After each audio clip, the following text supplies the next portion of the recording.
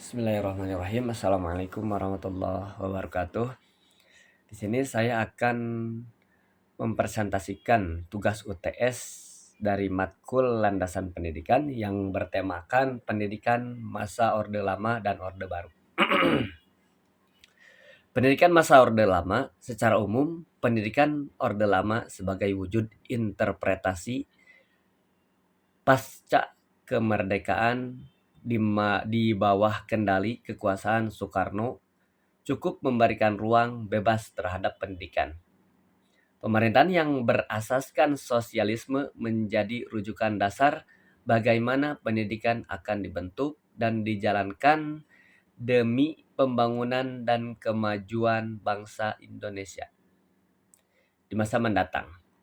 Pada prinsipnya, konsep sosialisme dalam pendidikan memberikan dasar bahwa pendidikan merupakan hak semua kelompok masyarakat tanpa memandang kelas sosial.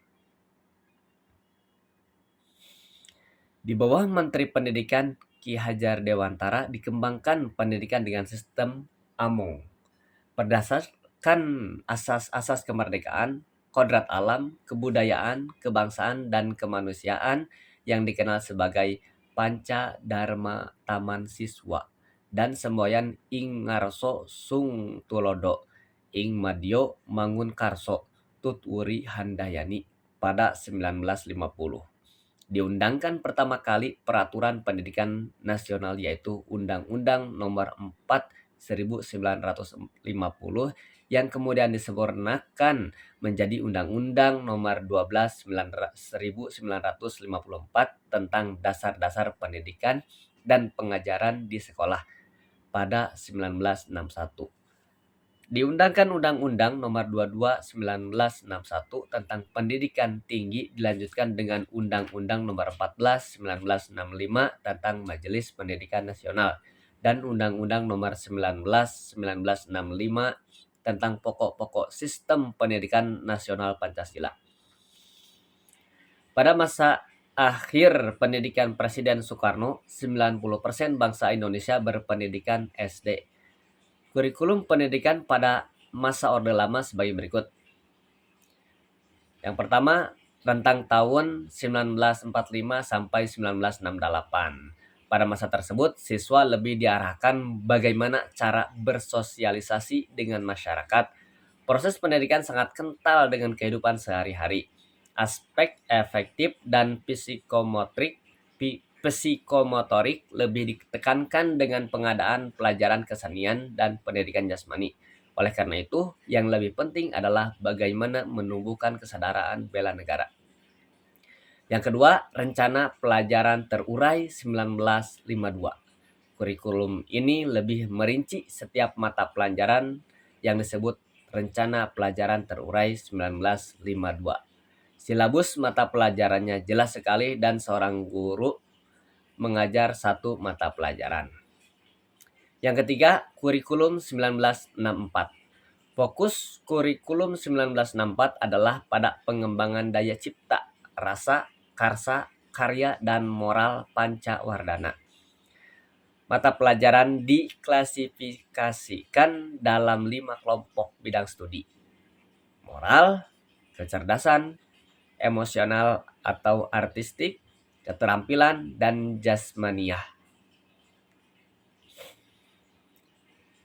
Mengenai pelaksanaan Undang-Undang Nomor 4 Tahun 1950, Undang-Undang Nomor 12 Tahun 1954 dapat dilihat pada beberapa jenis pendidikan dan kegiatannya, yaitu 1. Pendidikan jasmani.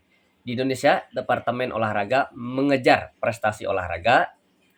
Sikap ambivalensi ini dapat dilihat dari UGM yang memasukkan jurusan pendidikan jasmani dalam Fakultas Sastra.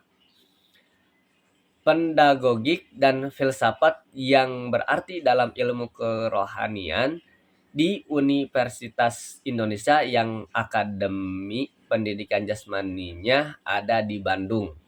Dimasukkan dalam Fakultas Kedokteran artinya digolongkan dalam ilmu alam.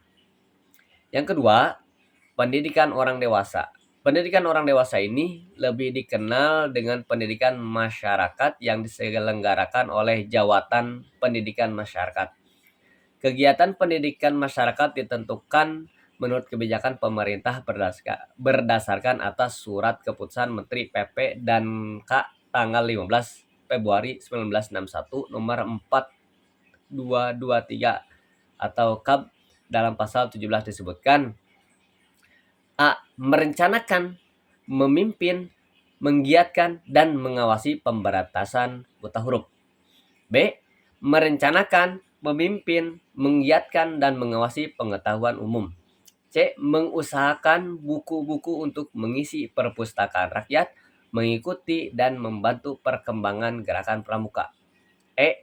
Mengusahakan buku-buku pimpinan dan pelajaran untuk pemberantasan buta huruf, serta buku-buku dan majalah-majalah untuk memelihara dan memperdalam kecakapan membaca dan menulis. F. Memimpin dan mengawasi pendidikan jasmani di luar sekolah, menyelenggarakan kursus kadar untuk pendidikan masyarakat. H. Memajukan dan membantu gerakan kepanduan. I. Membantu inisiatif masyarakat untuk memajukan kaum wanita. Yang ketiga, pendidikan luar biasa.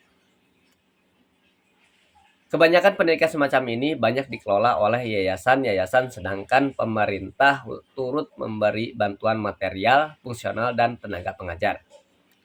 Yang keempat, pendidikan guru. Di setiap kabupaten terdapat 2 KPKPKB dengan masing-masing murid 80 orang. Yang kelima, pendidikan kejuruan. Sehubungan dengan kurangnya alat pendidikan, maka pada tahun 1951 pemerintah dengan bantuan luar negeri mencoba memesan alat-alat untuk sekolah teknik, tetapi setelah bantuan ada pelaksanaannya tidak lancar karena tidak ada tenaga yang menggunakannya dan infrastruktur berupa gedung masih belum tersedia. Yang keenam, pendidikan wanita. Yang ketujuh, pendidikan agama. Yang kedelapan, pendidikan tinggi. Yang kesembilan, pendidikan swasta. Dalam kemerdekaan, terutama dalam periode antara tahun 1950 sampai 1959, bermunculan sekolah swasta, baik yang baru berdiri ataupun melanjutkan kembali sekolah-sekolah swasta yang pernah ada sebelumnya. Meskipun ada lembaga pendidikan dari berbagai bidang dan jenjang pendidikan yang diselenggarakan oleh pihak swasta ini, pemerintah, PP, dan K tetap melakukan tugas koordinasi. Selain memberikan subsidi untuk sekolah swasta yang belum memenuhi syarat, pemerintah juga menyediakan tenaga-tenaga pengajar untuk diperbantukan. Yang kedua, pendidikan pada masa Orde Baru. Beberapa hal negatif yang tercipta pada masa ini adalah 1. Produk-produk pendidikan diarahkan untuk menjadi pekerja, sehingga berimplikasi pada hilangnya eksistensi manusia yang hidup dengan akal pikirannya. Dalam kurung, tidak memanusiakan manusia. Yang kedua, lahirnya kaum terdidik yang tumpul akan kepekaan sosial dan banyaknya anak muda yang berpikiran positivistik. Yang ketiga, hilangnya kebebasan berpendapat. Pemerintah Orde Baru yang dipimpin oleh Soeharto mengedepankan moto membangun manusia Indonesia seutuhnya dan masyarakat Indonesia. Pada masa ini, seluruh bentuk pendidikan ditujukan untuk memenuhi hasrat penguasa, terutama untuk pembangunan nasional. Siswa sebagai peserta didik untuk menjadi manusia pekerja yang kelak akan berperan sebagai alat penguasa dalam menentukan arah kebijakan negara. Pendidikan bukan ditujukan untuk mempertahankan eksistensi manusia, namun untuk mengeksploitasi intelektualitas mereka demi hasrat kepentingan penguasa. Jenis dan jenjang pendidikan. Yang pertama, pendidikan dasar. Yang kedua, pendidikan menengah. Yang ketiga, pendidikan tinggi. Yang keempat, pendidikan luar biasa. Yang kelima, pendidikan prasekolah. Yang keenam, pendidikan luar sekolah. Yang kedua, program wajib belajar Yang ketiga, sistem evaluasi atau penilaian. Demikian. Assalamualaikum warahmatullahi wabarakatuh.